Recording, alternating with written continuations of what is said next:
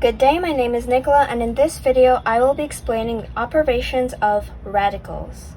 Okay, so starting off with the sum and difference operation, which is usually written in this form, b times the nth root of a plus or minus c times the nth root of a is equal to b plus or minus c times the nth root of a. So note how in the sum and difference rule we actually factor out the radical, which is the nth root of a for here. Here we have the product rule and the quotient rule, which were both explained in previous videos. However, in this video I'm going to include a bit more of a complex example of these rules. Right, so let's first look at an example for the sum and difference rule of radicals. So here we have 3 times the third root of 4m squared plus 5 times the third root of 4m squared minus 3 times the third root of 4m squared. So all of these radicals are the same, and so we can factor them out from each term. Alright? Following the sum and difference rule of radicals. So we then get 7 plus 5 minus 3 in brackets times the third root of 4m squared. Continuing with the operations within the brackets, 7 plus 5 is equal to 12, so it's 12 minus 3 times the third root of 4m squared. 12 minus 3 is equal to 9 multiplied by the third root of 4m squared, which gives us our final answer of 9 times the third root of 4m squared. So that is the sum and difference rule applied to radicals, where we factor out the radical and continue with operations in the coefficients. Moving on to a more complex example of the product rule of radicals, we have the third root of 4a squared times b times 5 times the third root of 4ab. So we are given two radicals in this form, where our a is 4a squared times b, and our b is 4ab.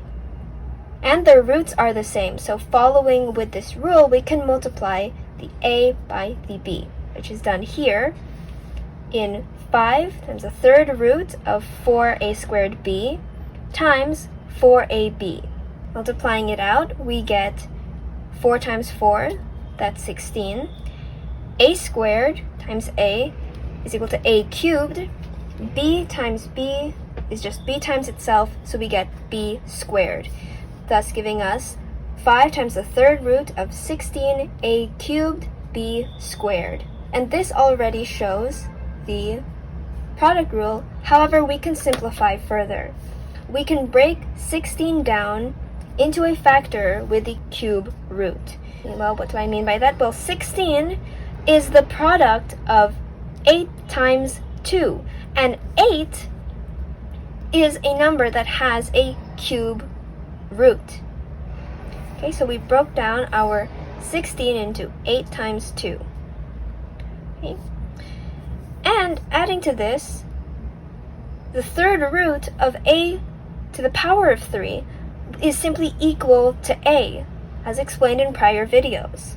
Continuing with this, we have 5 times the third root of 2 to the power of 3 times 2 here. So 8 has become 2 to the power of 3, and multiplied by this 2 times a cubed times b squared. We mentioned earlier that the cube root of a cubed is simply a, and the cube root of 2 cubed is simply 2, because the nth root of a number to the power of n is simply that number. And we had the cube root of 2 to the power of 3, which is simply equal to 2, and we had the cube root of a to the power of 3, which is simply equal to a. So they are removed from the radical, resulting in 5 times 2 times a times the third root of 2b squared, which gives us the final answer of 10a times the third root of 2b squared. as our final answer that helps explain the product rule of radicals.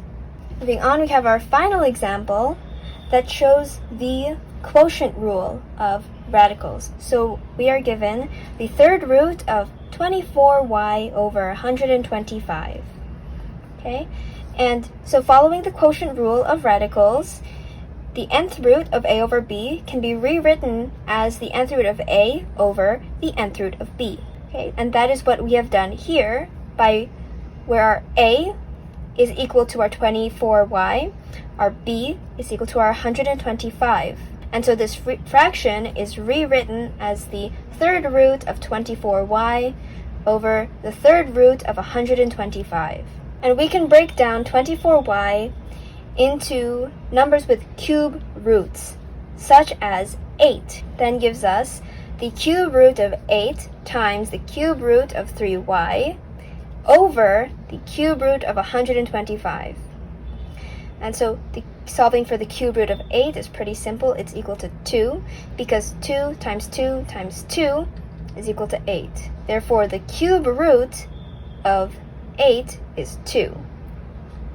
We cannot get the cube root of 3y, so we simply get 3y here. And the cube root of 125 is equal to 5. And there's no radical in the denominator, so we don't need to simplify further. This is our final answer, 2 times the third root of 3y over 5. Right, so that is the quotient rule explained. I hope this video helped you understand the operations of radicals in more detail.